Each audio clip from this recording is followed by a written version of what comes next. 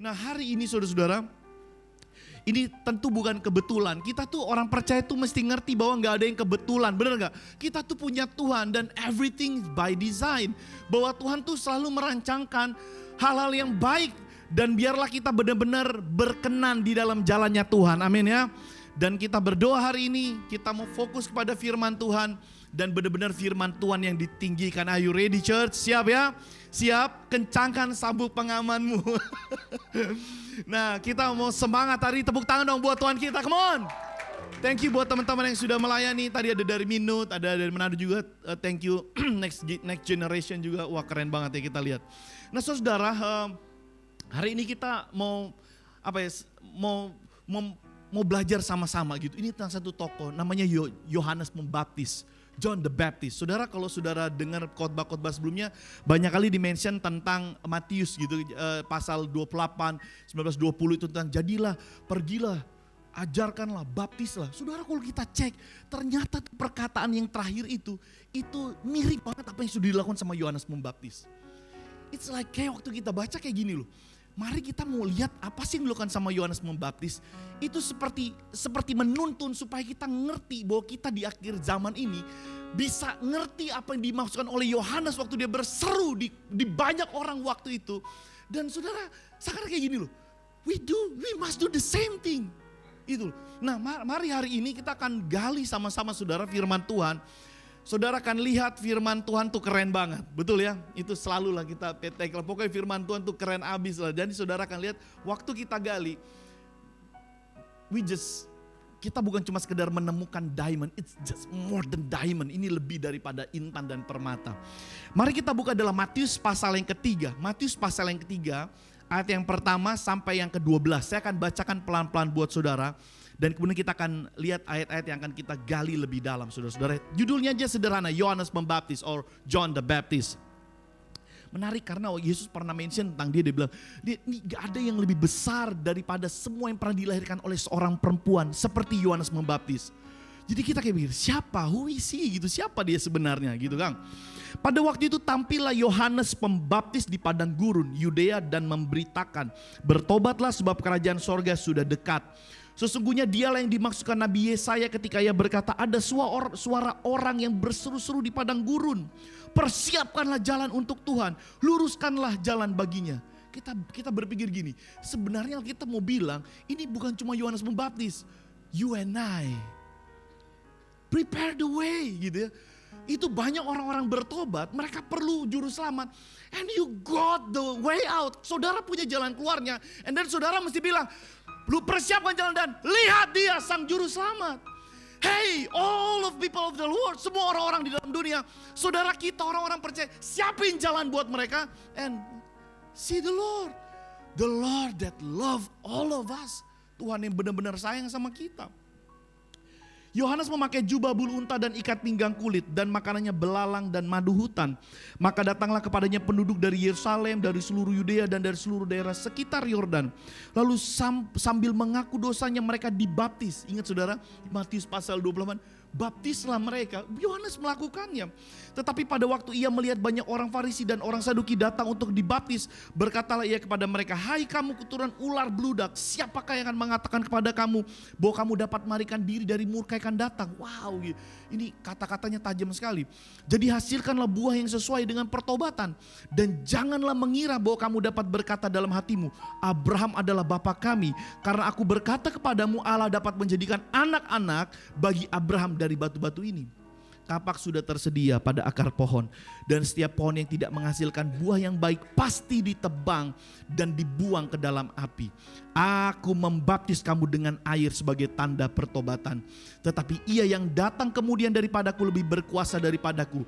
Aku tidak layak melepaskan kasutnya. Ia akan membaptis kamu dengan Roh Kudus dan dengan api. Alat penampi sudah di tangannya, ia akan membersihkan tempat pengirikannya dan mengumpulkan gandumnya ke dalam lumbung. Tetapi debu jerami itu akan dibakarnya dalam api yang tak terpadamkan. Men, panjang ya. Saudara, saya akan mulai dari ayat yang pertama dan kedua. Kita akan straight forward ke bawah saudara-saudara. Saudara bisa lihat baik-baik bagaimana firman Tuhan ini mau bicara kepada orang semua. Dan saudara akan kasih sedikit backgroundnya. Who is he? Siapa sebenarnya John the Baptist ini, saudara ya?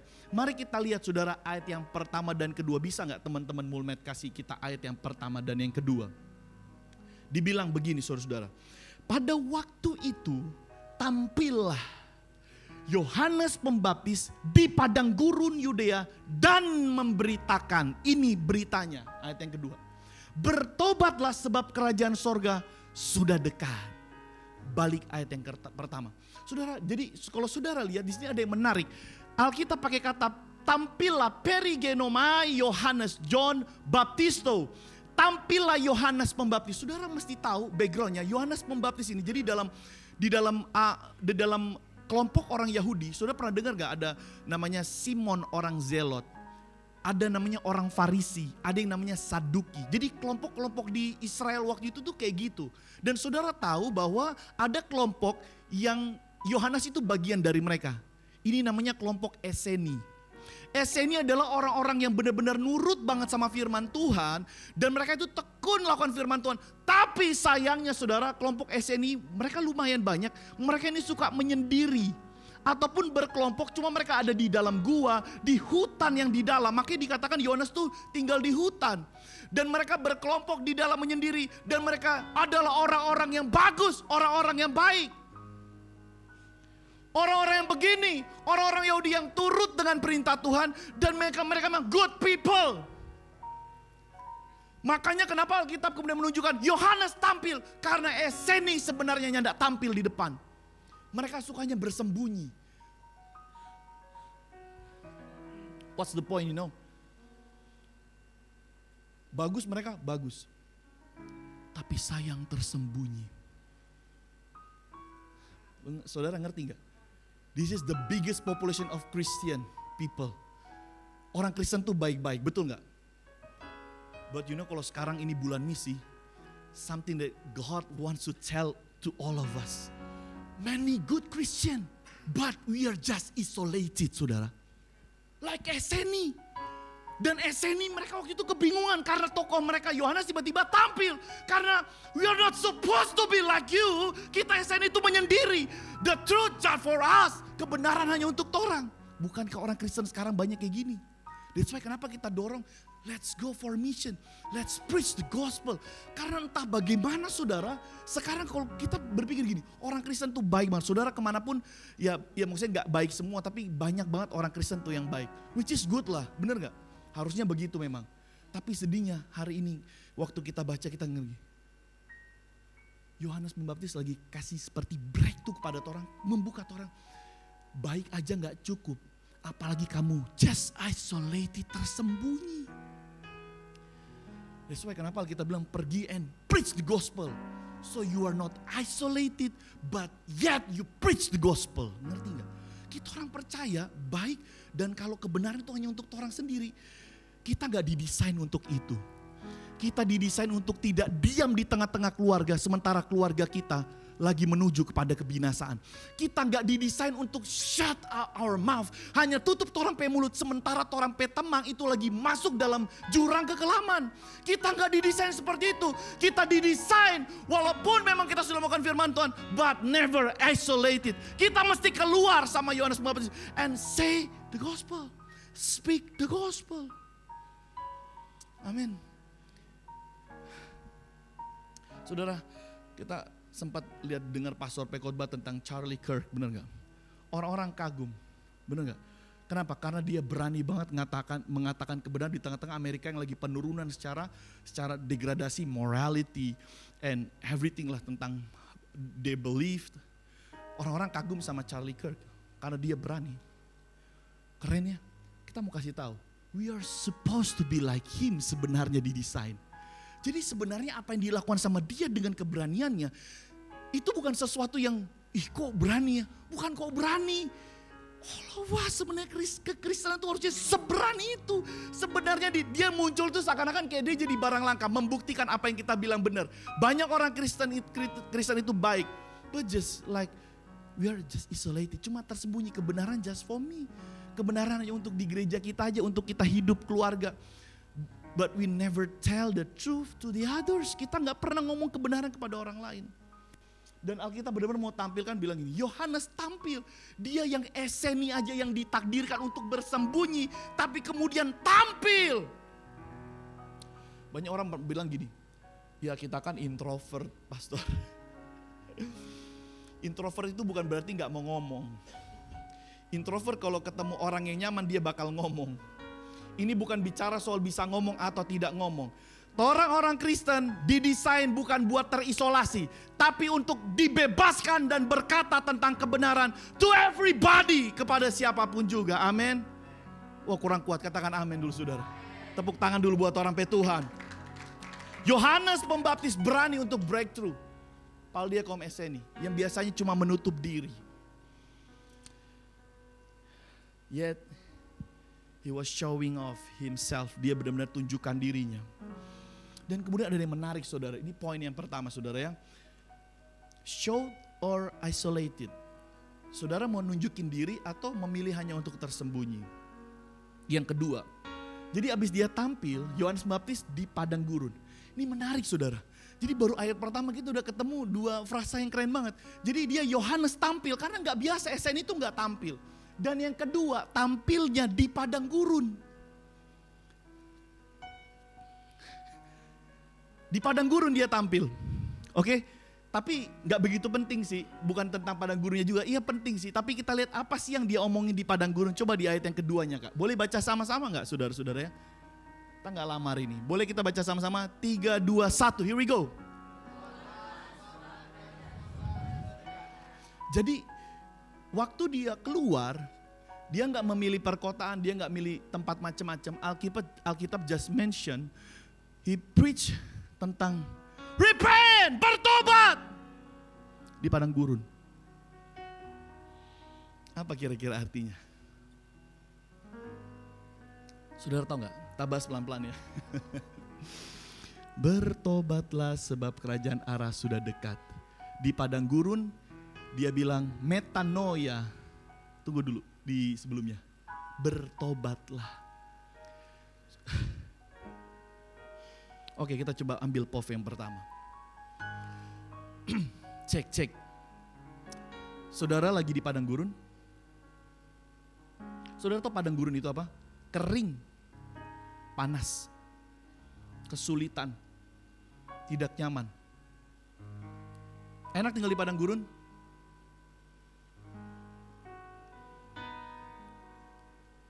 Kalau saudara lagi di padang gurun, let his words for you, bertobat. You know the words. Saudara, kalau kita lagi kering, lagi gersang, something like heavy, sesuatu yang gak nyaman, let we hear his voice. Tapi saudara, kita mau kasih tahu lagi saudara. Jadi unik banget di Alkitab. Kalau saudara buka di pasal setelahnya saudara, itu unik banget saudara. Ternyata Yesus dibawa lagi juga di padang gurun. Yesus dibawa di padang gurun. Dan waktu itu di padang gurun, Yesus dengar suaranya siapa? Suara siapa Kak Adi? Kak Adi minggu lalu ketika ditomong. Saudara tahu di padang gurun ternyata ada dua suara. Saudara nggak kebetulan kalau yang online hari ini kalau dengar ini kita kekristenan itu bukan kebetulan. Kalau saudara dengar firman Tuhan ini, this is clear. Di padang gurun ada dua suara. Waktu Yesus dibawa ke padang gurun, yang bersuara iblis. Jadi kalau hari ini kau sedang di padang gurun, ingat hati-hati ada dua suara yang akan ditawarkan kepadamu. Apakah kamu mendengar suara iblis? Iblis bilang apa? Bukankah kau bisa rubah itu roti, batu jadi roti? Maukah engkau kuberikan? Maukah engkau ini? Tolong, coba kamu buat ini, coba kamu buat itu. Di padang gurun Yesus juga dengar suara. Tapi di padang gurun juga di pasal yang ketiga dikatakan bahwa di padang gurun itu ada suara pertobatan. Oh come on. Jadi hari ini kalau saudara sedang sadar bahwa we are on the desert, kita lagi di padang gurun. So be careful karena akan ada dua suara yang datang kepadamu. Apakah suara yang tercatat dalam Matius pasal 3, suara Tuhan lewat John the Baptist, bertobatlah, atau suara iblis? Saudara mau pilih yang mana? So jangan berpikir kalau saudara masuk di padang gurun sangat rohani. Belum tentu. Padang gurun ada juga suara setan, ada juga suara iblis, ada juga godaan. Karena banyak orang justru waktu di masa-masa kekelaman, kekeringan, dan kesusahan. Tawaran yang oke banget ada pasti. Tapi kita tahu saudara, bahwa harusnya kita orang percaya bukan dengar suara yang di pasal 4 tapi di pasal 3. When you know you are on the desert, please bertobat. Kalau di gereja yang gak menyuarakan pertobatan, that's not the church. We are on mission. Kita bermisi. Mission without tell about repentance, that's not a mission. Kalau kita berani bergerak, maju, maka kita mesti ngerti bahwa isi kita yang akan kita kasih tahu kepada dunia adalah repent, bertobat. Sudah bisa ngerti maksudnya? Mungkin orang-orang gini ya, oke lah, mari kita jujur. Kita gak ngerti saudara padang gurun. Tapi yang pasti banyak orang percaya yang sekarang sudah di dalam Tuhan. Coba deh cek kembali riwayat di belakang hidupmu. Your CV, your track record. Bukankah saudara bertobat waktu di padang gurun? Asik. Nah, saudara makanya orang-orang yang hebat, benar gak? Di padang gurun saudara menangis kepada Tuhan and you bilang apa? Tuhan, aku bertobat. That the declaration that bring you to life. Benar gak? Sekarang sebenarnya kita cuma mau bilang saudara-saudara, hei orang percaya, kita rubah POV-nya. Sebenarnya kita mau kasih tahu kebenarannya. Di luar sana ini sebenarnya saudara keluar, saudara petama, saudara pe keluarga, saudara pe kenalan, saudara pe anak buah. Semua mereka itu banyak yang lagi di padang gurun. Maukah engkau dipakai Tuhan untuk bilang kepada mereka bertobat? Karena banyak, tepuk tangan dulu buat Tuhan saudara. Saudara, banyak orang berpikir gini, kita gak ngerti ya kalau ada orang, pastor kita mau curhat, mau begini-gini, aduh kita punya masalah. Sebagai pastor benar gak? Pasti benar itu poin yang pertama, benar gak muncul. Because we know, kami gak tahu kadang jalan keluar secara teknis gimana yang di persoalan. Aduh pastor benar, aduh banyak nih masalah penggembalaan yang bikin saya kepala. Aduh jungkir balik ini gak ada solusinya. But one thing we know, sebagai hamba Tuhan kita tahu gak ada obat yang benar-benar tangguh selain satu obat, bertobat. Tepuk tangan bagi Tuhan kita sudah. Keluargaku begini, hidupku begini, I don't know. Kalaupun sekarang kita kasih ngana doi, kita tahu ini gak bisa nih kasih jawaban. Kalaupun kita kasih inilah, kita tawar ini, I don't know. One thing I know, bertobat. Ngerti saudara? Ngerti sekarang? Kita cuma pikir hidup ini, kalau kita udah gak bisa bilang bertobat lagi, maka mundur jo kita jadi hamba Tuhan. Kalau kita sendiri pun gak bertobat, mau jadi apa kita ini? Kita waktu baca ini kita gemeteran juga. Tapi kita tahu kebenarannya dan kita gak mau isolated. Kita mesti speak up. Dan saudara tahu ayat ini keren banget saudara. Tapi gini loh, kita mau coba jelasin pelan-pelannya. Apa itu sebenarnya pertobatan? Waktu dipakai kata metanoia, jadi ada dua saudara. Jadi mesti ngerti ini tentang pertobatan. Anak teologi mesti ngerti ya. Jadi pertobatan yang pertama itu spiritual change, oke, spiritual position gitu. Jadi perubahan posisi. Jadi waktu Yohanes 1 bilang waktu kamu percaya kamu jadi anak Tuhan. Kamu diangkat jadi anak. Tuhan pakai kata anak itu sebenarnya lagi mau establish kalau kamu percaya itu anak tuh kokoh. Karena kamu gini loh, anak ya, gak ada mantan anak Bapak Ibu. Mantan suami mungkin ada, mantan bos, mantan anak buah, mantan atasan. Tapi mantan anak gak ada. Which means saudara, kalau saudara percaya diangkat jadi anak Tuhan, once you are son, you are his son forever. Kalau kamu percaya kamu diangkat jadi anak, gak ada anak mantan anak gak ada. Mau urus di pengadilan manapun gak bisa. Karena Tuhan mau kasih tahu posisi, kenapa kita selalu dipakai, apaan sih lu anak Allah? Lu gak ngerti, karena anak itu dipakai bahasa manusia yang dipakai Tuhan. Supaya kita tahu kedudukan anak itu apa. Once you believe God, sekali kamu percaya kepada Tuhan, kamu diangkat jadi anaknya. Dan posisi anak gak pernah tergoncangkan. Itu berarti keselamatan. Jadi kalau kamu jadi anak Tuhan, kamu gak akan pernah dipecat jadi anak Tuhan. Ini kekristenan kuat banget sebenarnya. Dan ini artinya spiritual posisi. Jadi perubahan posisi kita dari hamba dosa kita jadi anak Tuhan. Dan yang kedua, metanoia itu perubahan arah dan posisi kamu. Yang tadinya kamu adalah hamba kebinasaan, kamu jadi anak Tuhan. Identitasmu berubah, arah hidupmu berubah. Dan yang kedua, metanoia ini berbicara tentang pekerjaan Tuhan, di mana kita bertobat setiap hari lewat apa yang dikerjakan oleh Roh Kudus. Perubahan pikiran, perubahan pola hidup kamu. And it lasts whole life. Ini terjadi seumur hidup. Perubahan posisi jadi anak Tuhan. Aku percaya Yesus adalah Tuhan. On that day, hari itu juga kamu adalah anak Tuhan. You belong to God. Kamu punya Tuhan. Tapi kemudian kamu mesti ngerti yang namanya bertobat setiap hari seumur hidup. Perubahan hidup kamu. Metanoia, perubahan pikiran. Oke, sedikit kasih contoh. Sudah tahu nih kita orang Indonesia ya. Tahu gak kebiasaan paling buruk Indonesia? Satu, buang sampah sembarangan. Buka kaca tak, buang. Di rumah buang sampah sembarangan. Bukan cuma buang sampah saudara ya. Tahu kebiasaan orang Indonesia apa? Meludah sembarangan. Gitu ya, kadang di mobil aja buka pintu orang udah, wah kita naik motor tuh. Kadang-kadang, waduh ya ampun ada hujan salju gitu ya. Kirain salju gitu. Saudara, kita tuh punya kebiasaan buang sampah, ngeludah sembarangan. Tapi, saudara, ada yang pernah ke Singapura? Ada yang pernah ke Singapura? Saudara pesawat, saudara punya teman, awas karena buang sampah, dapat tahan tuh orang. Detain, kita bisa ditahan. Buang ludah atau buang sampah sembarangan di Singapura, di tempat umum, habis tuh orang. Suddenly, saudara orang Indonesia pergi ke Singapura, tiba-tiba di Indonesia biasanya gini, lebih dalam gitu, sampai sedalam-dalamnya gitu. Buang sampah sembarangan. Saudara di Singapura habis makan, masukin kantong, buang sampah sembarangan habis. You know, saudara pindah posisi di Singapura, saudara otak juga berubah. Harusnya pertobatan tuh begitu. Waktu saudara ngerti, saudara dapat spiritual position yang berbeda jadi anak Tuhan. Pikiran saudara juga berubah.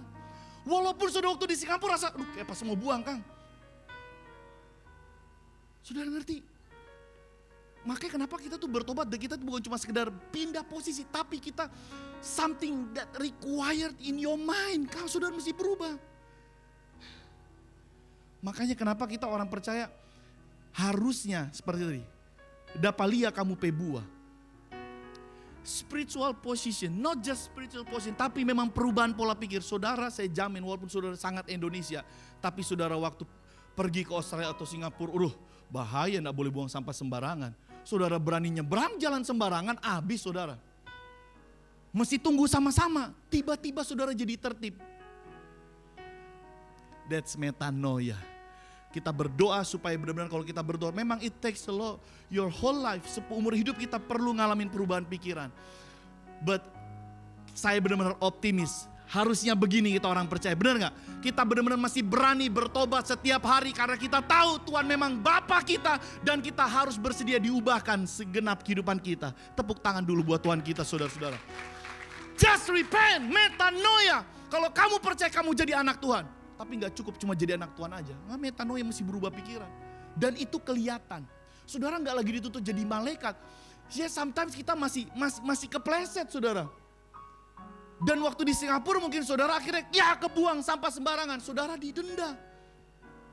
Dan saudara akhirnya belajar dari kesalahan. Lumayan makan siang. Doi makan 1 minggu. Tak mesti denda di administrasi di Singapura. Karena kita buang sampah sembarangan. Waduh, so jadi anak Tuhan kita bikin kesalahan. Dapat malu kita. No, you learn from that. Tapi bukan berarti saudara waktu saudara buat kesalahan, saudara punya status anak hilang. No, bukan. Kekristenan, once you are son, satu kali kamu jadi anak Tuhan diangkat, selamanya kamu jadi anak Tuhan. Cuma, saudara ingat bahwa Tuhan kita adalah Raja, benar? Tantu saudara kalau diangkat jadi DP anak, tidak mungkin saudara diangkat jadi anak yang modelnya gembel saudara. Saudara tentu akan, makanya dibilang kerajaan Allah sudah dekat. Anak-anak raja mesti mendekat. Dan hidupnya mesti diatur. This is repentance about. Saudara ngerti ya? Makanya kenapa kalau kita kemudian hidup di dalam Tuhan, kita juga gak jadi serampangan. Kita berusaha juga karena kita ngerti bahwa kita anak Tuhan. Maka kita gak hidup sembarangan di hadapan Tuhan. Haleluya. Ini terlalu ngegas pastor. Biasa kalau ada pastor kita bagusnya hidup ada pastor, gak berani kok. So saudara, kita lihat suara yang Yohanes Pembaptis bilang, bertobat. Keren banget. Berubah posisi dan berubah pikiran. Dapat sesuatu enggak? Saudara lagi mencari jawaban hidupmu? Ribet ya? Mungkin mau begini kayaknya. Harusnya begini tapi hidup. Begini. Kayaknya mesti ini deh. Nyanda bos. Bertobat. That's the way out. Itu jalan keluarnya. Sorry gak bisa ngerem.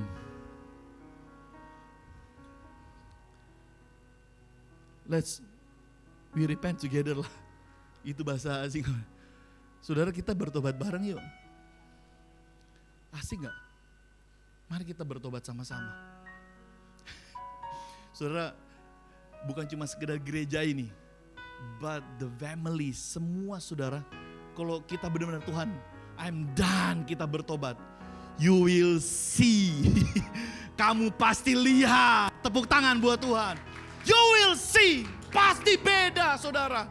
Saudara pikir, kok bisa selesai ya? Kok jalan keluarnya dapat? Karena memang you pegang kunci, the key. Banyak sih orang pengen nasihat, betul gak pastor? Kalau ada persoalan jemaat, banyaklah nasihat yang bagus-bagus, kurang apa? Aduh persoalan segala macam, ada banyak pengalaman kita lah, ini nih. Tapi orang sebagai hamba Tuhan pun sadar, gak ada yang kuat pondasinya, hikmat kita ini hikmat manusia, gak kuat bos. Tapi waktu kita bilang bertobat, kita tahu kita sedang mewakili Tuhan ngomong. Dan itu undeniable, gak bisa terbantahkan.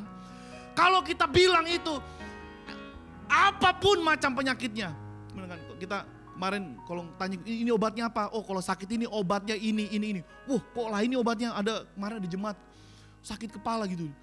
Kita sakit kepala sampai ke tanah gitu. Kayaknya aku bilang itu kemungkinan kayak vertigo. Terus kita beliin obat. Apa nama obatnya? Itulah pokoknya. Ya ada tigo-tigonya gitu. Kan kita gak pernah beli obat itu ya. Jadi setiap penyakit ada obatnya. Macam-macam penyakit, macam-macam obatnya. Marta mau bilang segala macam persoalan kehidupan manusia masalah. Just one the way out. Cuma satu obatnya. Kalau you percaya, bertobat. Mau di rumah dimanapun. God, kita so capek. So mesti bertobat. Karena di padang gurun toh. This is the sound man. Sound horek ini men, gak main-main. Boom. Habis men.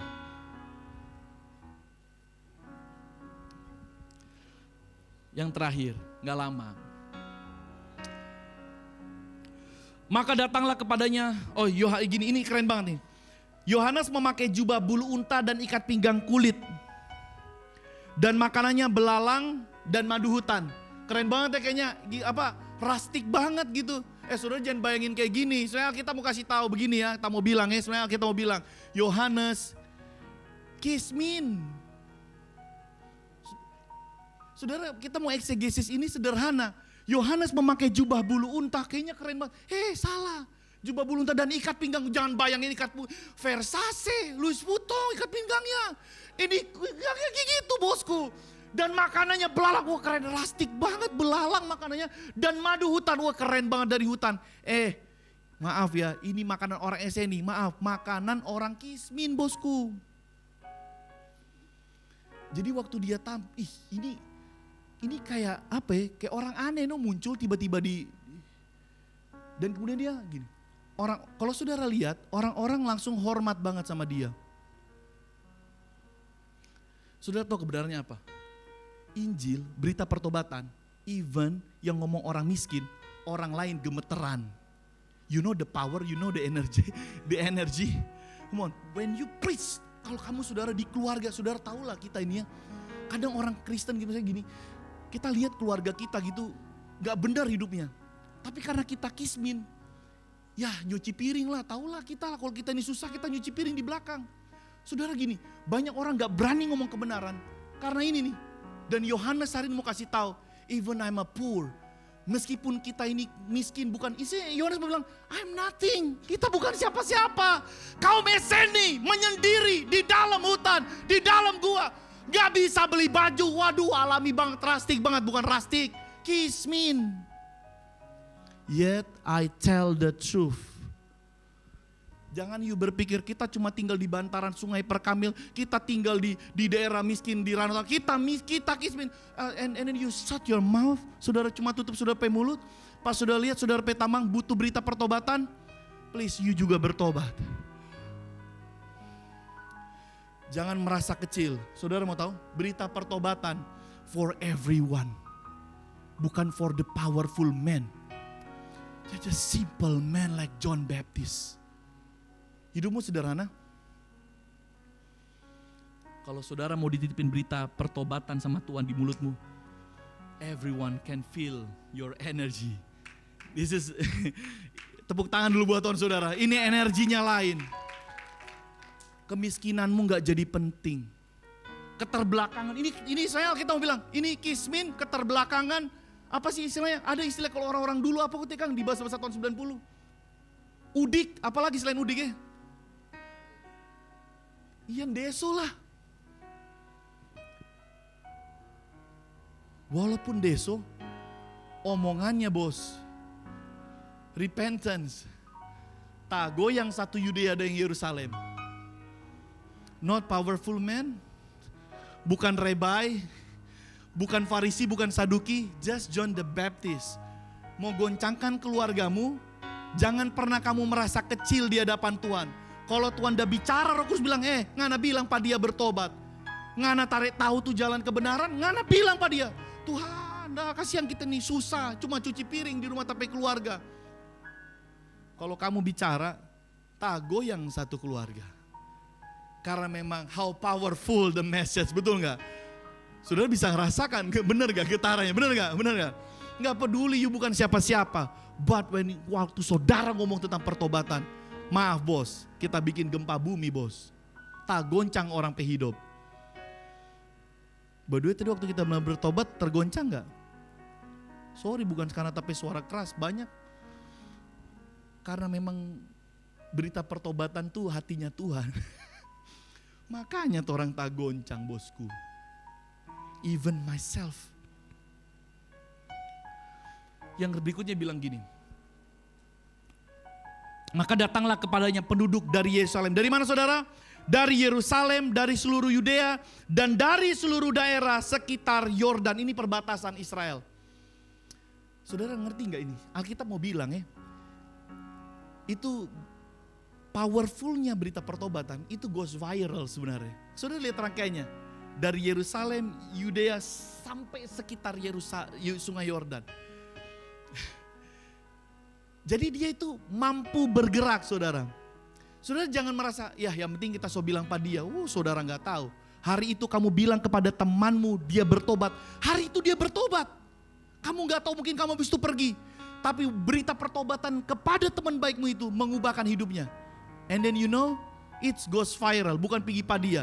Pada pe mama dan papa, kom pergi pada pe ma itu, kom pergi pada pe anak. How powerful the message. Karena memang berita pertobatan, powernya kayak gini, can go viral. Tepuk tangan dulu buat orang pe Tuhan. Jangan pada enteng, kita mesti KKR 20.000 orang. Sometimes kamu one by one kamu ngomong hari itu. Satu keturunan diberkati, satu keturunan bertobat. Just because apa? Saudara cuma ngomong pas lagi arisan, kong kasih tahu ngana so boleh bertobat. Hari itu dia bertobat, DP pasangan bertobat, anaknya bertobat, orang tua bertobat. Saudara nggak tahu, saudara kerja seperti biasa, you don't know. Saudara nggak tahu bahwa ternyata dia goes viral. Semakin percaya diri nggak bahwa berita ini keren banget. Supaya kita nggak merasa kita ini terisolasi. Pendeta sto yang mesti ngomong, sorry ini Yohanes Pembaptis bukan pendeta bos. Orang kismin, orang udik. Asik tuh bahasanya. Dan Tuhan bisa pakai. So are you. So kamu juga maksudnya gitu. Bukan cuma John the Baptist. Kemudian ayat berikutnya bilang gini. Cek yang berikutnya Kak, ayat terakhir banget nih. Boleh baca sama-sama? 3, 2, 1.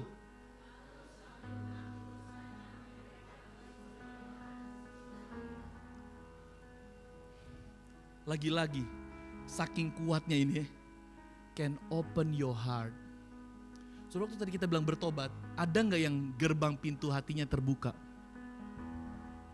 Bukan karena kita kata-kata. Even kalau ada anak kecil di belakang ngomong, "Kak, boleh bertobat," tak goncang kamu pe hidup. Karena the sound of repentance, that's from the heart of God. Karena berita pertobatan itu bisa membuat orang jadi terbuka dan mengaku dosanya. Satu-satunya bisa buka hati orang, bukan teknik. Menurut psikologi, cara membuka. Menurut teknik ini, kalau saudara diurapi Tuhan, saudara ngomong tentang kita mesti berubah yuk, kita mesti metanoia. Sebesar apa DP gerbang hati yang keras itu? Hari itu mau gempa DP hidup. And the gate is open. This is just the beginning, changing people's life. Saudara ngerti? Saya mau tanya lagi, mari kita nostalgia. Bukankah dulu kita bertobat kurang lebih caranya sama? Would you like do the same thing? Maukah kamu melakukan yang sama? Oh, kita kan gak ini, kita Yohanes Pembaptis. Oh, kita kan kurang ini, Yohanes Pembaptis. Oh, kita bukan siapa-siapa, Yohanes Pembaptis. Who is he? Siapa dia? No one. Kismin susah udik. Ngerti? Mau bicara tentang metanoia di luar sana? The world needs you. Kalau saudara lihat Charlie Kirk ngomongnya, keren banget. Kita bukan gini, saya orang-orang, gila dia berani banget. No, we are supposed to be like him. Sebenarnya orang mesti kayak gitu. Dan waktu kita baca, kita sederhana banget baca Alkitab, nggak dengar dari mana-mana, cuma baca kok memang benar-benar udah bikin gempa bumi tuh hati kita lebih dulu. Memang tak mesti bertobat kok. Makanya kenapa tadi tak bilang begini, sederhana. Maju orang bertobat sama-sama. And you will see the difference. You will see the difference. Lebih dari apa yang kamu pikirkan. Karena pertobatan adalah hatinya Tuhan. Tepuk tangan dulu buat orang Tuhan. I'm done, Pastor. Wah, tepuk tangan lagi lebih kencang saudara-saudara. Woo! Repent, bertobat. Siapa sih di sini yang gak melakukan kesalahan? Siapa? Kita semua, bos. Makanya kita mau bilang, waktu kita bilang bertobat, DP gempa itu kena saudara, ada yang kena kita, saudara.